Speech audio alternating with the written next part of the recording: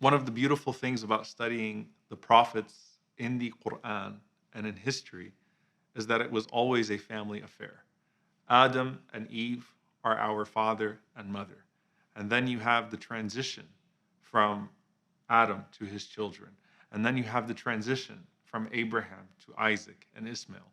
And then you have the transition to all of the children of Isaac and all of the children of Ishmael until it reaches the Prophet Muhammad, peace and blessings be upon him.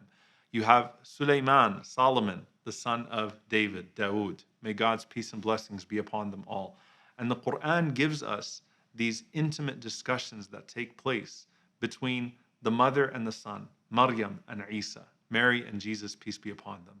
These moments in which you have this earnest desire to see the success of your family. And the prophets saw themselves as only succeeding when they could bring their family along, sometimes pleading with parents, pleading with siblings, pleading with children, as earnestly, and in fact more earnestly than they were even pleading with their communities. And that is the beauty of this faith. And there's nothing more beautiful than when you see that transition. That when Abraham, peace be upon him, is building the Kaaba with his son Ishmael, peace be upon him, they are praying for their descendants, and they're praying for a prophet to come from their descendants. You hear the last words of Abraham to his kids, and then Abraham's kids to their kids, Jacob to Joseph, Yaqub to Yusuf, and so on and so forth. And on top of all of that, the prophets themselves are described like a family. The Prophet Muhammad, peace and blessings be upon him, said that the prophets are stepbrothers. They all have one source of revelation, one message that they call to, and so they are brothers united in that way. Why is this so important to us when we think about what our faith calls us to in regards to family? If the prophets were a family, then we have to see the importance of family in our lives. We live in a society that emphasizes individualism. Your happiness is your happiness. It doesn't matter how you make anyone else feel. You are not accountable to anyone else. You are not responsible for anyone else.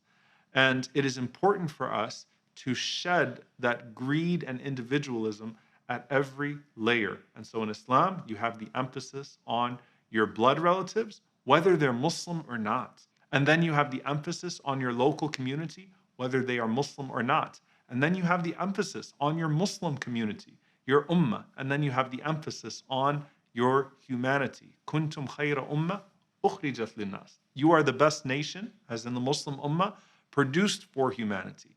And so you break through individualism with every single one of those structures. And it starts at home. Home is where you refine your character. Home is where you practice all of the greatest virtues. Home is where you show that prophetic character, the way that you admire it when you read about how the Prophet Muhammad, peace and blessings be upon him, was with all of those that were closest to him. And the beautiful testimony of the wives of the Prophet, peace be upon him, of those that grew up in his household as children, was that he was even better at home than what you perceived on the outside. And he is perfection, sallallahu alaihi wasallam, peace and blessings be upon him, in everything that he does. When you're able to bring the best of yourself, even to the inner chambers of your home, behind those closed doors, then you are able to show gratitude to the people that deserve it most and be responsible for the people that have the greatest right upon you.